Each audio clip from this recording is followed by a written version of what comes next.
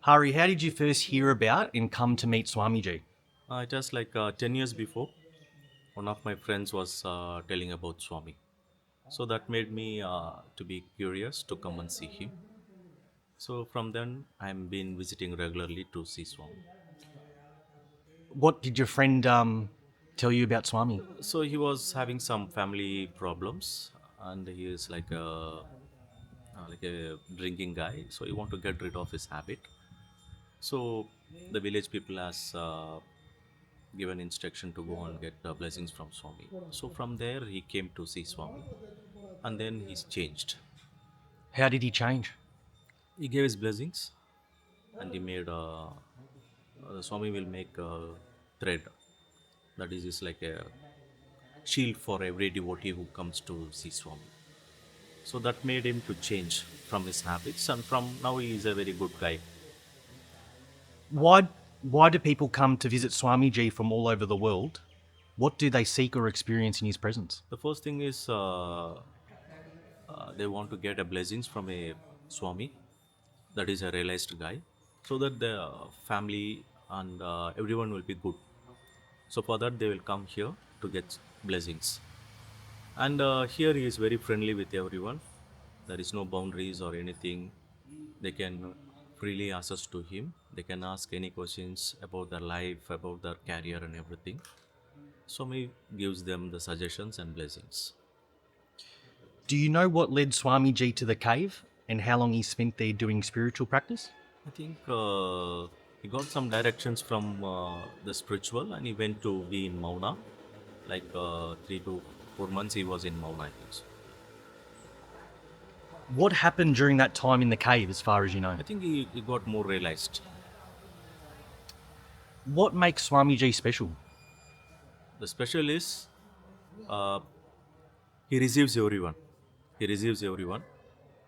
He doesn't say no to everyone, and also he gives his blessings. So that makes him very unique. Do you remember any moment with Swamiji that touched you deeply? There are many. There are many incidents in my life and in my career. I felt his blessings, and I felt his being with me.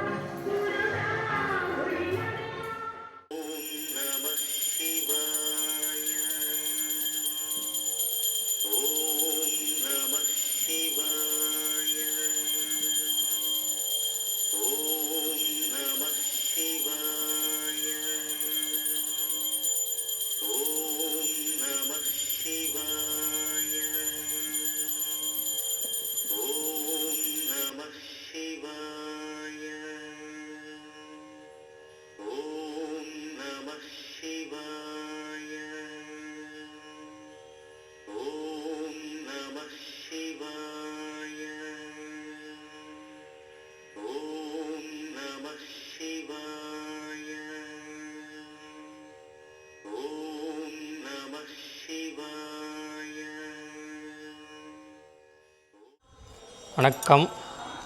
ஓம் நம சிவாய. சிவாய நம. உன்னை எறிந்துகொள் உலகம் உன்னை எறியும்.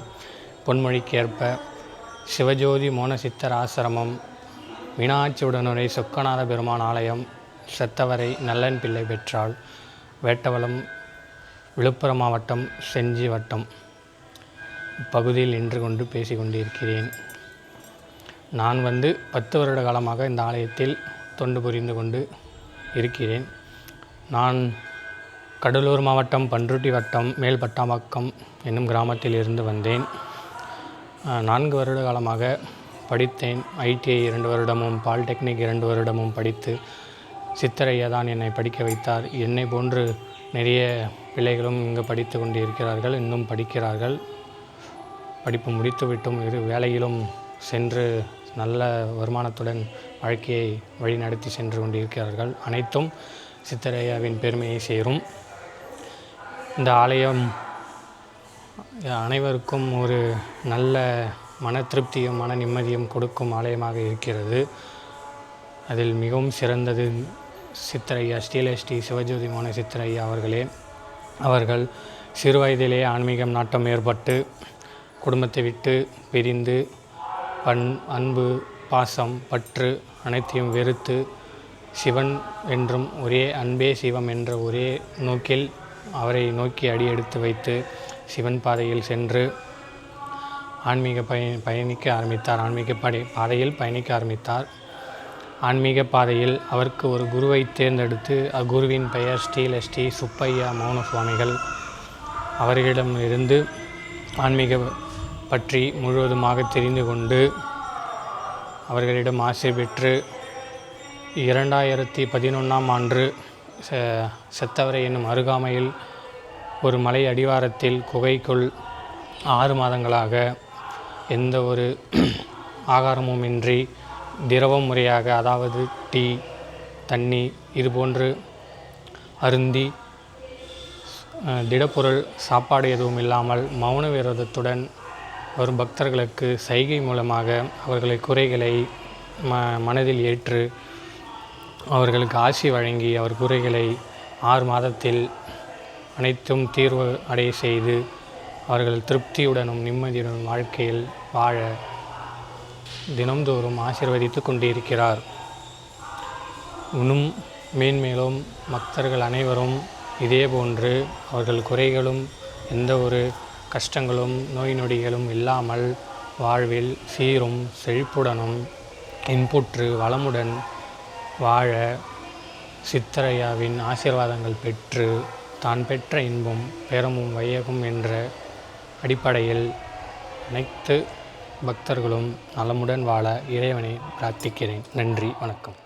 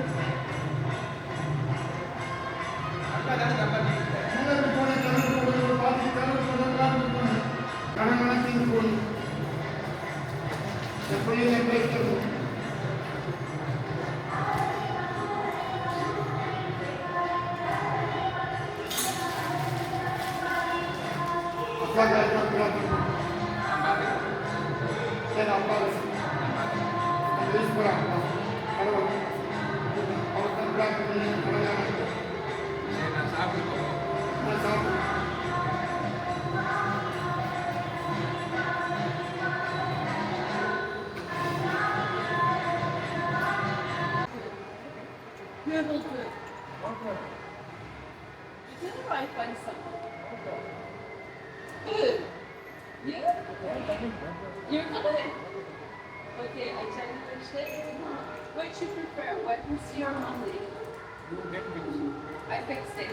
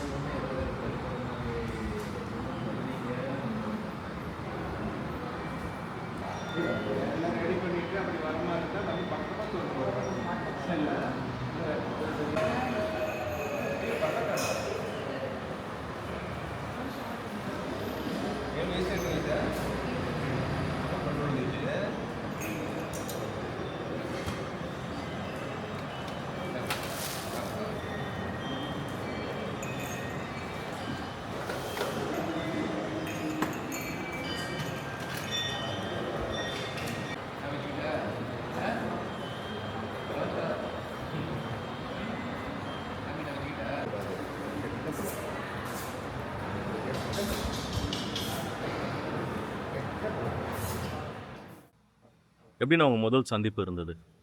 முதல் சந்திப்பு ஐயோ புகையில் இருக்கிறத சொல்லி கேள்விப்பட்டேன். நம்பத்தில் பக்கத்தில் கழனி தாங்க. போகும்போது அங்கே பூவாத்தம்ம கோயிலில் ஆசீர்வாதம் பிறகு ஆசீர்வாதம் பண்ணியிருந்தார். அப்போ நம்ம என்ன அறிமுகப்படுத்திக்கினேன். சரிங்க. அப்புறம் அதுலேருந்து நான் அவர்கிட்ட ஐக்கியமாகிட்டேன். எதனால் ஐக்கியமானீங்க?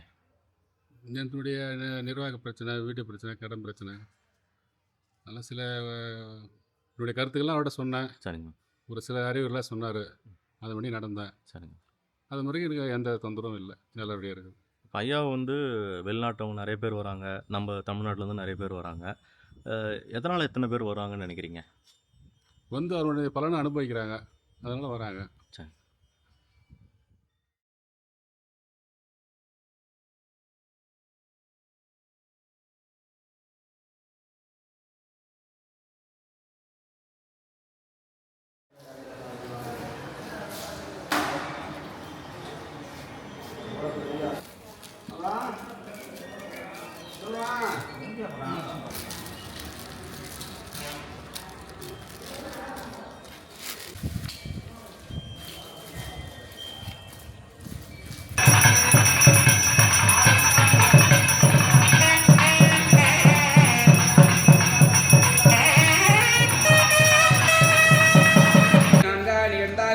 தீயிடை மூன்றாய் திகழ்ந்தாய் போற்றி வெளியிடை இரண்டாய் விரிந்தாய் போற்றி வெளியிடை ஒன்றாய் விரிந்தாய் போற்றி போற்றி போம்.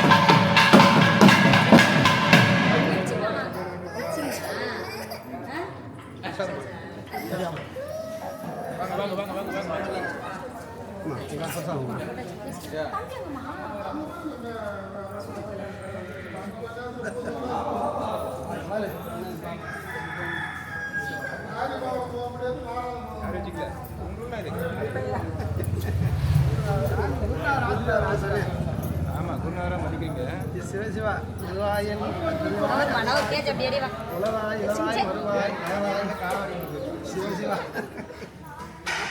புரியல அப்படிங்க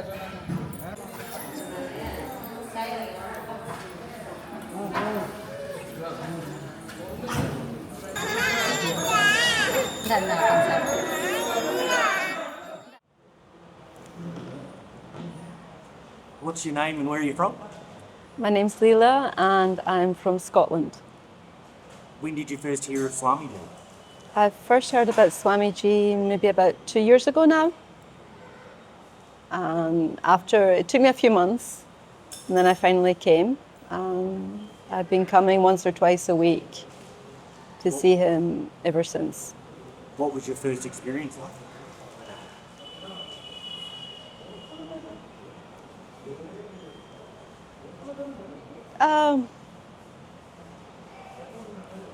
I don't know, he's very approachable, he's very humble, so it's very easy to relax and be at peace around him. There's no song and dance around Swamiji. He's very simple, very approachable. When you seek blessings, what do you seek blessings for?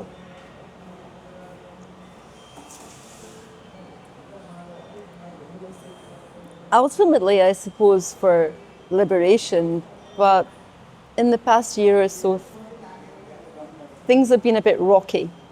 I've been going through some trials, and for that, I've been seeking blessings for peace and to be able to get through it all, for it to end at some point, to get through this karma. If anybody's sitting on the fence and thinking maybe they should come, do you have any advice for them? I think different teachers resonate with different people. Some people like to go and sit in a satsang hall and listen to people talking. Swamiji doesn't talk much. So you just come and you sit in silence. So there's less distraction. That's what I like about coming here with them. But different people resonate with different teachers or different beings, so you have to come and see for yourself and see whether you feel him here.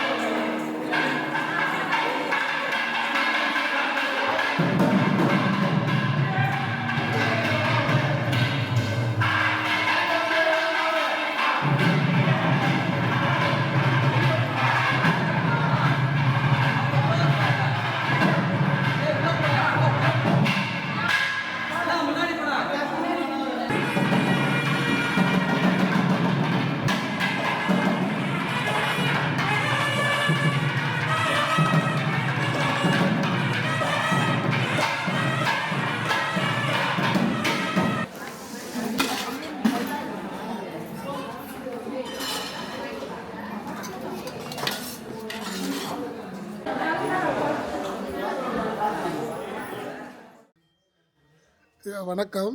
உங்கள் பேர் சொல்லுங்கய்யா. செத்தவரையை சேர்ந்தவர். என் பேர் தேவராஜ பூபதி. சாமி வந்து 2011 வருஷம் கிடச்சா வந்தார். நான் போய் யாரோ வந்திருக்கிறாங்கன்னு பார்க்கலான்னு போனால் சாமியாக இருந்து அவர் எனக்கு பிடிச்சிருந்து அதிலேருந்து அவர் கூட தொடர்ந்து இருந்துக்கிட்டு இருக்கிறேன். அதுக்கப்புறம் இங்கே வந்தார். இங்கே இடம் ரோட்டில் இருக்குதுன்னு சொல்லிட்டு இடம் பார்த்தாரு. இடம் கொடுக்குறேன்னு சொன்னாங்க. வாங்கிட்டு கோயிலெலாம் அமைச்சிக்கின்னு வரவங்களுக்கு நல்லாட்சி புரிஞ்சுக்கின்னு நல்லா அருள் சொல்லின்னுக்கிறாரு. நான் அவர் கூடயே இருந்ததால் எனக்கு ஒரு கடையை ஒன்று போட்டு கடையை பார்த்துன்னு சொல்லி என்னை பார்த்து சொல்லிவிட்டார். அதுலேருந்து அவர் கூடவே இருக்கிறேன் நான். உங்களுக்கு சாமி மேலே இவ்வளோ ஈடுபாடு வர்றதுக்கு என்ன? நாங்கள் வந்து சின்ன வயசுலேருந்தே நாங்கள் வந்து வைணவத்தில் பாட்டம் காலத்துலேருந்து நாங்கள் அந்த வழியில் வரோம். அதனால் நாங்கள் வந்து ஆன்மீகத்தில் ரொம்ப ஈடுபாடு. பெருமாள் தான் நாங்கள் கும்பிடுவோம். சிவனால எங்களுக்கு ஆன்மீகம்லாம் வேறுபாடு கிடையாது. அதனால் பிடிச்சிருக்குது. அவர் கூட இருந்தீங்கன்னா ஏதோ போயின்னு இருக்குது. நன்றிங்க.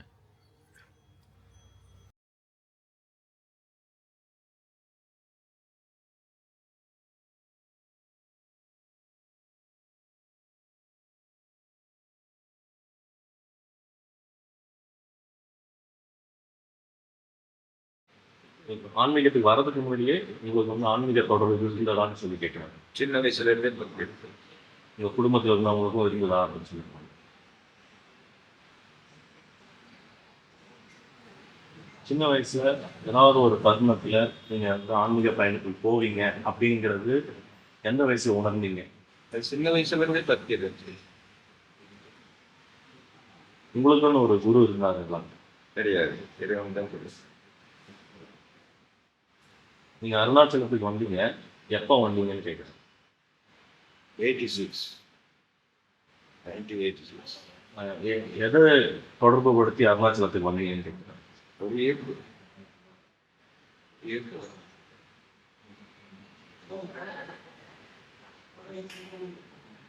ஆரம்பத்துல இருந்தே நீங்க மௌனத்துல இருந்தீங்களா, இல்ல அந்த பாதையை நீங்க எப்படி தேர்ந்தெடுத்தீங்க? ஆன்மீகத்துக்கு வந்ததுக்கு பின்னாடி தான் நான்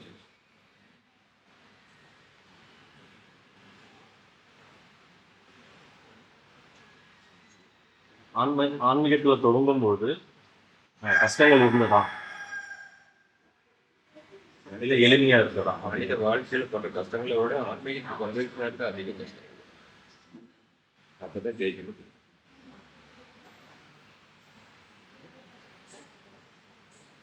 நீங்க திருவண்ணாமலை வர்றதுக்கு முன்னாடி வேற ஏதாவது ஆன்மீக தளத்துக்கு போனீங்களா? இல்ல.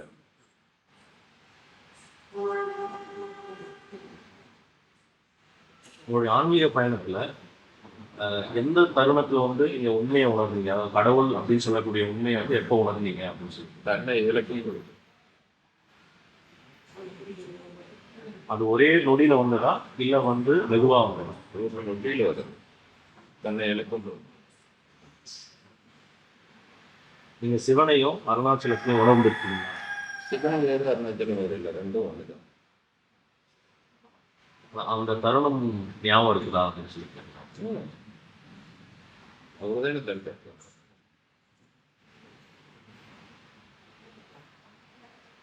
இப்போ ஆன்மீக பயணத்துக்கு வந்துட்டீங்க, நீங்கள் வந்து எப்படி உங்களுடைய தினம் வந்து போகுது அப்படின்னு சொல்லி? நடைபெறும் செத்தப்படும் இதெல்லாமே வந்து உங்களுக்கு கடவுள் வழிகாட்டினாங்க தான். கிடையாது. ஜென்மம் ஜென்மத்துடைய அது ஜென்மத்துடைய. இப்போ எங்களை மாதிரி ஆன்மீகத்தில் வரக்கூடியவங்களுக்கு குரு வந்து அவசியம் தான். வேலை ஆனால் என்ன மாதிரி இறைவனே குருவா அடைய முடியாது. நீங்கள் ஒரு குருங்க. அப்படி ஆன்மீகத்தை நம்பி நாங்கள் வரக்கூடியவங்களுக்கு நாங்கள் குரு வந்து எப்படி தேர்ந்தெடுக்கலாம், இவர் தான் எங்களுடைய உண்மையான குரு அப்படின்னு சொல்லிட்டு? அவருடைய நடவடிக்கை பயன்பாடுகள் பேச்சு இதை பார்த்தீங்கன்னா தெரியும். அது ஏற்படுமா இல்லை நாங்கள் தேடி போகணுமா? நீங்கள் தான் தேடி போகணும். உங்களுக்கு அதிர்ஷ்டம் இருந்தா குரு உங்களை தேடி வரும்.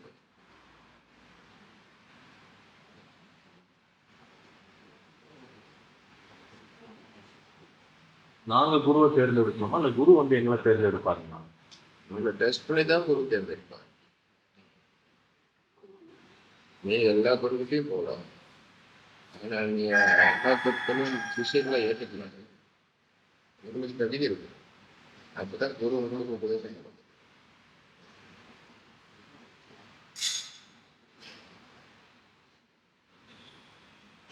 ஆன்மீக பயணத்துக்கு வரணும்னு நினைக்கிறோம், கடவுளை நாடி போகணும்னு நினைக்கிறோம்.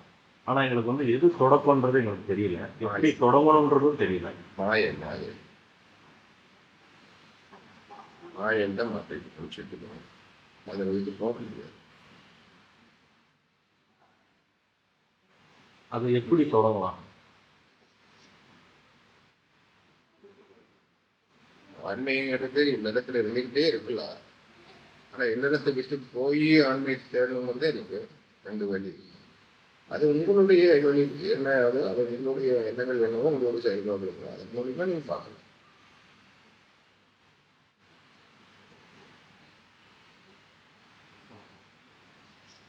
சரணாகதின்னு சொல்றாங்க, அது என்ன, எப்படி வந்து எங்களை மாதிரி ஆட்கள் வந்து அதை செய்ய முடியும்? உடல் பொருள் ஆவி அனைத்தும் சரணாகதி. எதுவுமே நம்மளும் இல்லை, அனைத்தும் இறைவனேங்கிற சொன்னாங்க. நிமிஷம் அதான் சொன்னாங்க. அது ஆன்மீகத்தில் வரக்கூடியவங்களுக்கு மட்டும்தானா எல்லாருக்குமே தான்? எல்லாத்துக்கும் அது தினமும் பின்பற்றணுங்களா? டெய்லி பின்பற்றணும். சாப்பிட்டா இறைவன், குளிச்சா இறைவன், நடந்தா இறைவன், போனா இறைவன், எல்லாமே இறைவன். அதான் சொன்னாங்க. இப்போ குடும்ப வாழ்க்கையில் இருக்கிறோம், வேலைகள் இருக்குது, குடும்பம் நலம் சார்ந்த வேலைகள் இருக்குது. இப்படி இருக்கக்கூடிய பொதுவான மக்களை எப்படி நாங்கள் வந்து கடவுளை பார்க்க முடியும்? எல்லாத்தாலையும் பார்க்கல. ராயல் மலைக்கு வந்து தான் பார்த்தேன். அவன் தவசதி பார்க்கல. குடும்பத்தில் இருந்துகிட்டே இறைவனை நினைச்சுக்கிட்டே வாழ்ந்தாங்க. அதனால தான் அவங்களுக்கு இறைவன் நேரடி காட்சி முடியும். எல்லாத்தாலையும் முடியும். குடும்ப பார்த்த சுமந்துக்கிட்டு இறைவன் நினைக்கிறதா பெரிய விஷயம். அதான் பெரிய தப்பு. கடவுளுடைய பெயரை வந்து ஜபிக்க சொல்றாங்க. அப்படி ஜபிச்சாவே வந்து ஆன்மீகத்தோட தொடர்பு இருக்குன்னு அர்த்தங்களா? கடவுளுக்கு 1000 நாமங்கள் உண்டு. எனக்கு எந்த நாமம் பிடிக்குதோ அந்த நாமத்தை தெரியுது. அது வைப்ரேஷன். அது செஞ்சாவே போதுங்களா? அதை தெரிஞ்சுக்கிட்டே இருக்கு. அதனால ஒழுக்கம் வேணும். நல்லத்தை ஜெபிக்கிறதுனால ஒரு பிரயோஜனம் இல்லை. ஒழுக்கம் வேணும். அதை கடைபிடிக்கும். ஒழுக்கத்தோடு இருக்கிறோம், அதனுடைய வலிமை நாங்கள் எப்போ உணர முடியும்? உனக்குன்னு ஒரு காலகட்டம் வரும், உனக்குன்னு அந்த நேரம் வரும். கண்டிப்பாக அது வாங்கி. ஆனால் ஒரு சில பேர் வந்து ஆன்மீகத்துக்குள்ளே வந்துடுறாங்க, ஆனால் அங்கே வந்து தடுமாற்றம் வந்து ஏற்படுது, அங்கே இன்னல்கள் வந்து வருது. அப்போ அவங்க வந்து அது விட்டுடலாமான்னு யோசிக்கிறாங்க. அவங்க ஆன்மீகத்தில் வந்து மேலே ஏற டைமில் அது கொடுத்து விட்டும் கேள்வி அவங்க போய் விட்டுறாங்க. அதனால திருப்பி கேள்வி வந்தோம் ஆசா பசங்களுக்கு அடிமையாயிடும், அதனால மேலே போக முடியாது. அந்த நேரத்தில் நாங்கள் எப்படி கடவுளை வந்து வேண்டுறது? அது ஸ்டடியாக நிற்கணும். அதான் சொல்லியிருக்கேன், தன்னை எழுக்கணும், உடம்பையும் எழுக்கணும், எல்லாத்தையும் எழுக்கணும். அப்போ தான் ஸ்டடியாக நிற்கணும்.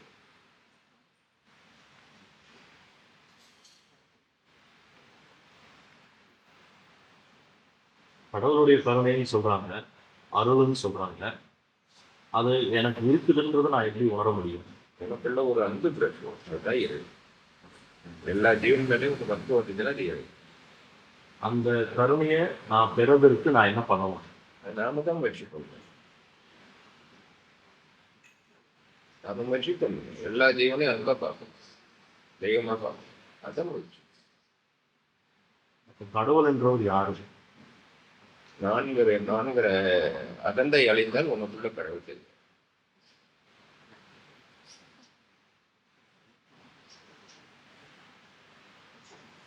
ஆன்மீக பயணத்தில் வரும்போது கஷ்டங்கள் வருது. அந்த கஷ்டங்கள் வந்து எனக்கான சோதனையா நான் எடுத்துக்கலாமா? துன்பங்கள் தான் வெற்றிக்கே முதல் பதிவு. சோதனை இல்லாமல் எதுவும் சாதனைகள் இல்லை. பல சோதனைகளை கடந்து வந்தால் தான் ஒரு சாதனை பிடிக்கும். அதுதான் ஆன்மீகம். அதை எடுத்துக்கணும். அது நமக்கு ஏறும் ஒவ்வொரு ஏணிப்படிகள், ஒவ்வொரு துன்பமும் ஒவ்வொரு ஏணிப்படிகள். அதை கடந்து வந்தால் தான் நீ நிலையா நிற்கப்படும். கஷ்டத்தையும் இன்பத்தையும் சரிசமமாக பார்க்கறது கொண்டு அது அப்படிதான் இருக்கும். ஆன்மீக பயணத்துக்கும் மனிதனுடைய இதயத்திற்கும் தொடர்பு இருக்குங்களா?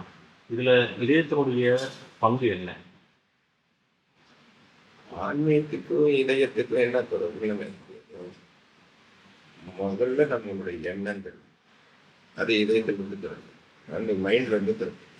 அடுத்து செயல்பாடு அது இதயத்திலிருந்து செயல்படுவோம், உடல் அது செயல்படும். எல்லாமே ஒரு கனெக்ஷன். இது எல்லாத்தையும் ஒருநிலைப்படுத்தி ஒரு செயற்கோட்டில் போனீங்கன்னா அது ஆன்மீகம்.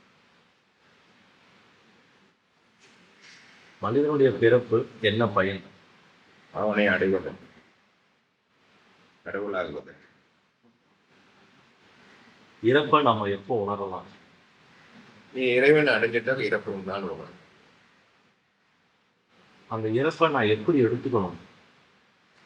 வாழும்போதே இறந்த மாதிரி நினைச்சிட்டு வாழும். ஆசைகள் இருக்குது, பேராசை இருக்குது. இதை எப்படி கடந்து வர்றது? இதுல நான் என்ற அகந்தையும் இருக்குது. ஆசை, ஆணவம், மரத்தை இருக்கும் வரை நீ ஆன்மீகத்தில் ஒரு வாட்டி எடுத்து வச்சுக்கணும். அதெல்லாம் ஒழிக்கணும். அன்பு பிறக்கணும், இறக்கம் இருக்கு. அப்பதான் நீ ஆன்மீகத்தை கர்மா இருக்கிறது உண்மைதாங்களா? கர்மா தான் நம்ம வாழ்க்கையிலேயே நிர்ணயிக்கணும்.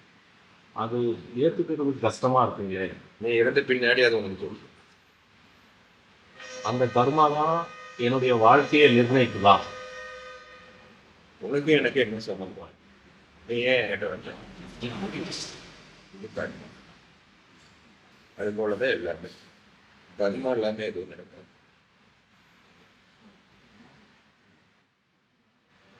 ஒவ்வொரு ஆன்மீக இதுக்குள்ள வர ஒவ்வொருத்தருக்கும் ஏதாவது ஒரு தனிப்பட்ட வழிமுறைகள் இருக்குதா? கிடையவே கிடையாது. ஒரே நேரத்தோடு கிடையாது. அதன்கள் வேறையா இருக்கலாம், ஆனால் வழிபாடுகள் வேறையா இருக்கலாம். ஆனால் சுயசேரம் இயேசு கிறிஸ்து, புத்தர், ரமணர் இவங்கெல்லாம் ஒண்ணுதாங்களா? மழை பெய்யறது, மழைங்கிறது ஒண்ணுதான். அது காட்டிலையும் பெய்யுது, கடலும் பெய்யுது, ஆறுலையும் பெய்யுது, எல்லா இடத்துலையும் பெய்யுது. ஆனால் போய் சேர இடம் கடல் தானே. அது மாதிரி தான் மதங்கள். அவங்க வழிபாடுகள் வேற, போய் சேரணும். இவங்க 3 பேரும் உண்மையை தேடி போனாங்க. அந்த உண்மையை மக்கள் உணர்ந்தாங்க. ஆனா இப்ப அது இல்லைங்களே, எல்லாமே மாறிட்டு இருக்குது. அதுக்கு தொழில் ஒருத்தராக இருக்கிறார்கள். மக்கள் இருக்கலாம், அது ஜெயிச்சு வரவங்க நிறைய பேர் இருக்கிறாங்க இல்லை, மக்களுக்கு வழிகாட்டுறது. அப்ப அது ஜெயிக்கிறாங்க இல்லை. அப்போ இவங்க 3 பேரும் ஒன்று தானான்னு கேட்குறாங்க. மனிதனாக எடுத்து பார்க்கக்கூடாது, அதை ஆத்மாவா பாருங்க. அதான் சொல்லிட்டேன், நீங்க எந்த முறையில வழிபாடு செஞ்சாலும் போய் சேரணும். அப்ப எல்லாம் ஒண்ணுதான். இந்த உலகன்றது உண்மையா இல்லை மாயையா? உலகங்கிறது உண்மை, அண்டங்கிறது உண்மை, பிரபஞ்சங்கிறது உண்மை. அது நாம் ஒரு இது யாரும் அப்படின்னு